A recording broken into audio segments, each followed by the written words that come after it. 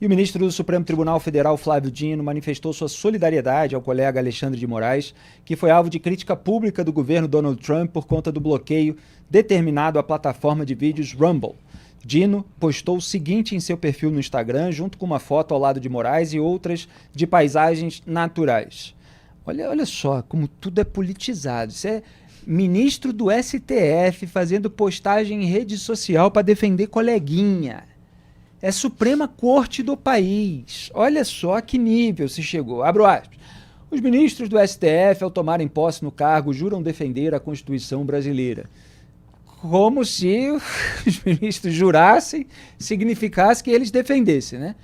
E nela está escrito, abro aspas, artigo 4º, a República Federativa do Brasil rege-se nas suas relações internacionais pelos seguintes princípios. Aí ele destaca ali o 3, autodeterminação dos povos, 4, não intervenção, 5, igualdade entre os estados. São compromissos indeclináveis pelos quais cabe a todos os brasileiros zelar, por isso manifesto a minha solidariedade pessoal ao colega Alexandre de Moraes. Tenho certeza de que ele permanecerá proferindo ótimas palestras em todo o território brasileiro. Que é isso, cara? Ele é ministro do STF, assim como nos países irmãos. E se quiser passar lindas férias, pode ir para Carolina, no Maranhão. Não vai sentir falta de outros lugares com o mesmo nome. Fecho aspas. Está se referindo à Carolina do Norte, dos Estados Unidos, fazendo um trocadilho, fazendo piadinha. Olha, a gente mostrou, quando o Lula escolheu o Flávio Dino, que a indicação representava mais politização e blindagem no Supremo Tribunal Federal. E o Dino mostra que o Supremo Tribunal Federal, que já era um tribunal eminentemente político, se politizou ainda mais. Duda Teixeira. Isso é um gesto de corporativismo ali, espírito de equipe, né? O Dino protegendo o Moraes. Eles têm feito muito isso porque eles sabem que a corte é mal vista pela população brasileira e que, se por um acaso algum presidente do Senado topar pautar ali, botar na agenda o impeachment de um dos ministros do STF, ninguém vai sair na rua para defender um ministro do STF. É claro que eles têm aí 2 anos de garantia, porque está lá o Davi Alcolumbre está com medo do Flávio Dino, as investigações sobre emendas parlamentares, mas depois de 2 anos, com a mudança no Senado, a coisa pode mudar de figura. Agora, eu fico até feliz aí de ver o Dino citando a Constituição brasileira, né? Porque até então o que ele estava praticando é o tal do constitucionalismo sorridente, que ele ia lá e citava só a Bíblia ou as respostas que ele tinha na inteligência artificial.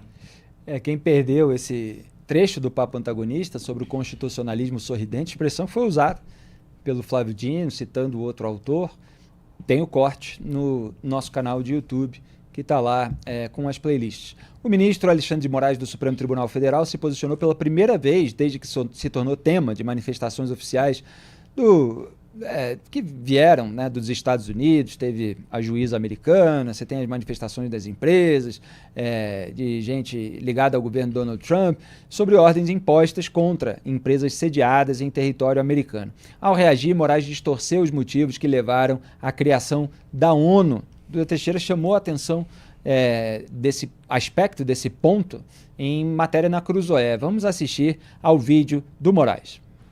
Há 73 anos, em 27 de fevereiro de 1952, foi realizada a primeira reunião da ONU em sua sede permanente em Nova York. Após quase 7 anos da reunião inaugural da ONU, que todos nós sabemos foi em 24 de outubro de 1945, a ONU conseguia a sua casa própria, que hoje abriga 193 Estados-membros e 2 Estados observadores, que permanecem com o mesmo ideário daquela época de criação da ONU e de instalação da sua casa própria. A luta contra o fascismo, contra o nazismo, contra o imperialismo, em todas as suas formas, seja presencial, seja virtual. E também a defesa da democracia e a consagração dos direitos humanos. Objetivos esses, presidente, objetivos almejados por todos os 193 Estados-membros. Tem um momento ali que o Moraes olha para cima, como quem está lembrando a data, depois olha para baixo e lê. Ele estava lendo ali essa nota. E o Moraes também citou um trecho de um poema de Guimarães Rosa sobre ter coragem. Vamos assistir, depois a gente já comenta tudo. Pode soltar. Nesses 73 anos de inauguração da sede oficial da ONU, é importante que todos nós reafirmemos nossos compromissos com a defesa da democracia, dos direitos humanos, da igualdade entre as nações e nosso juramento integral de defesa da Constituição brasileira e pela soberania do Brasil, pela independência do Poder Judiciário e pela cidadania de todos os brasileiros e brasileiras, pois deixamos de ser colônia em 7 de setembro de 1822 e com coragem estamos construindo uma república independente e cada vez melhor, uma república independente e democrática com a Constituição de 1988. E construindo com coragem, pois como sempre lembrado pela nossa eminente ministra Carmen Lúcia, citando Guimarães Rosa, o que a vida quer da gente é coragem. Citação de segunda mão. É a Carmen Lúcia que cita o Guimarães Rosa. O Moraes cita a Carmen Lúcia citando o Guimarães Rosa, né? Parece que está fazendo também uma postagem em Instagram a partir da citação de um livro que não leu, para posar de corajoso. Coitado do Guimarães Rosa. Agora, Duda Teixeira, essa história de ONU foi criada para pregar a democracia, não está cheio de ditadura por lá? A ONU foi criada com um monte de ditadura. Acho que esse é o principal erro. Vale a gente falar de todos, mas pega lá a carta da ONU, que criou a ONU, não existe a palavra democracia ali, e não existe por um motivo óbvio. A ONU não foi criada como um clube de democracias para defender a democracia. Foi criada pelos países que venceram a Segunda Guerra Mundial. E tinha ali vários países que eram ditaduras, países autoritários, a União Soviética, a China, a Arábia Saudita, Irã, Egito. Imagina que essa gente ia ali se juntar em São Francisco para promover democracia. Não faz o menor sentido isso aí que o Alexandre de Moraes está falando. Depois ele fala que defendeu a democracia contra o nazismo, contra o fascismo. Bom, também não tem nada de contra o nazismo na fundação da ONU.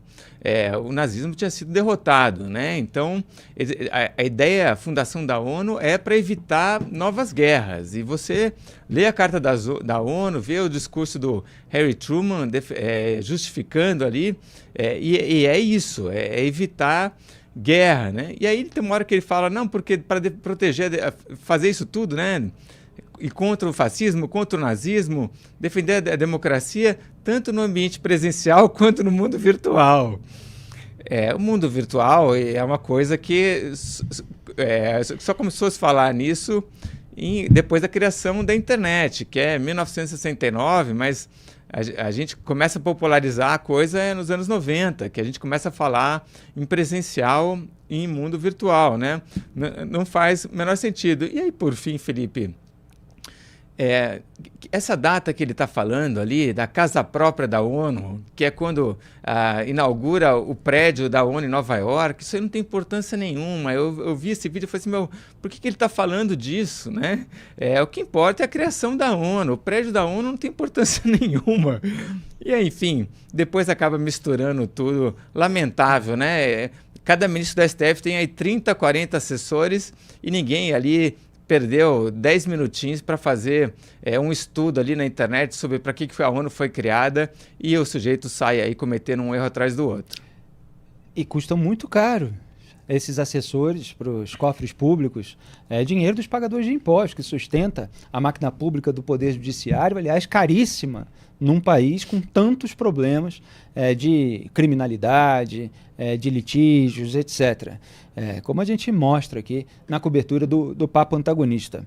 Agora, eu não sei por que o Moraes botou a ONU no meio, né? Eu acho que ele precisa se escudar num organismo internacional para tentar mostrar que ele está alinhado às melhores iniciativas globais, enquanto tem algumas figuras aí reacionárias que estão fazendo algo de antidemocrático e ele é a mente iluminada, defensora da democracia.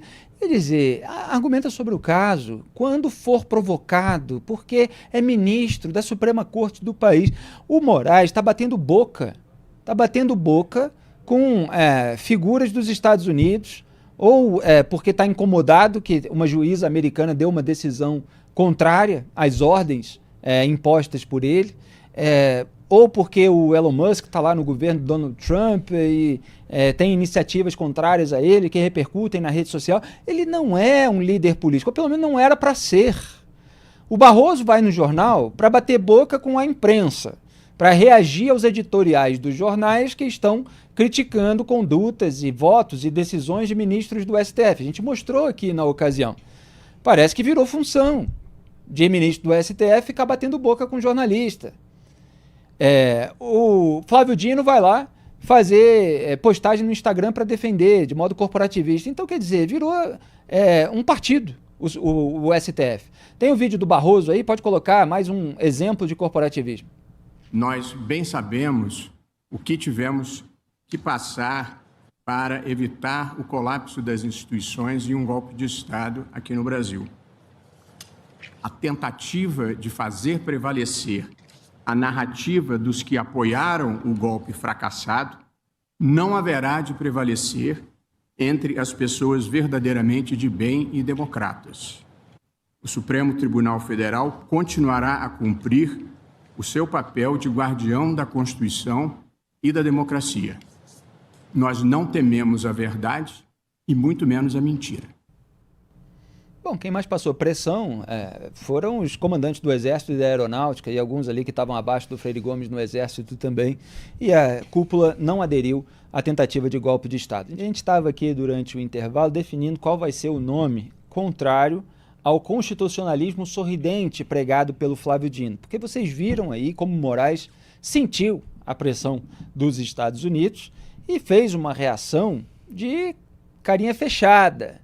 Então teve um seguidor aqui que falou que é o constitucionalismo do sorriso amarelo. Está mais próximo da expressão a que a gente queria chegar, doutor Tejano. Está mais próximo. Uma questão aí que o pessoal também estava levantando será que os ministros do STF vão participar do próximo evento do LEAD em Nova York? Né? É coisa para a gente acompanhar ao longo desse ano aí. E aí, Felipe, você estava falando, colocamos esse discurso do Barroso, né? Eles têm esse discurso, essa retórica da defesa da democracia. Uhum. E aí eu acho que o Moraes sentiu a pressão, então falou, deixa eu falar que eu defendo a democracia. Aí alguém falou assim, olha, tem essa data aqui, ó, a casa própria da ONU, né? Não, mas não é a fundação da ONU, não, é quando começou, inaugurou o edifício em Nova York. Falaram, manda aí para mim, olha, a ONU defende a democracia, eu também, né? Só que aí, o que acontece?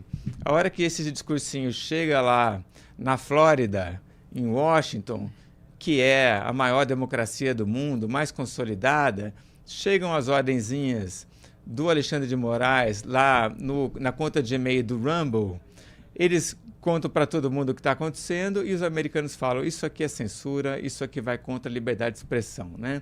Então, assim, os americanos que entendem muito mais do que a gente, do que a democracia, sabem muito bem que essas ordens aí do Moraes acabam violando as regras do que é uma boa democracia. Pois é, e incapaz de contra-argumentarem, incapaz de dar o argumento jurídico que legitima as suas condutas, os seus votos, as suas decisões, o que os ministros do STF fazem é afetar virtude, é afetar valentia, afetar coragem. Para isso cita até Guimarães Rosa de segunda mão. É afetar quem não tem medo, eles são os destemidos. Não temos medo da verdade, muito menos da mentira. Ora, é preciso reconhecer que o STF já saiu dos ritos que são previstos na legislação brasileira há muito tempo e está sendo criticado por isso, que muito do que os ministros inventaram que acontecia em determinadas investigações, eles próprios estão fazendo agora. Então há incoerência, há cara de pau, há abusos, e eles não reconhecem nada, não conseguem contra-argumentar. Quando o Barroso mesmo vai escrever artigo para rebater editoriais, ele foge dos pontos de debate, ele foge daquilo que está sendo apontado pelos editoriais para fazer propaganda do Supremo, como esse Supremo defensor da democracia, esse conjunto de mentes iluminadas que vão civilizar o Brasil. Está ficando feio, cada vez mais feio. Já está feio há muito tempo, né? Mas está ficando cada vez mais feio.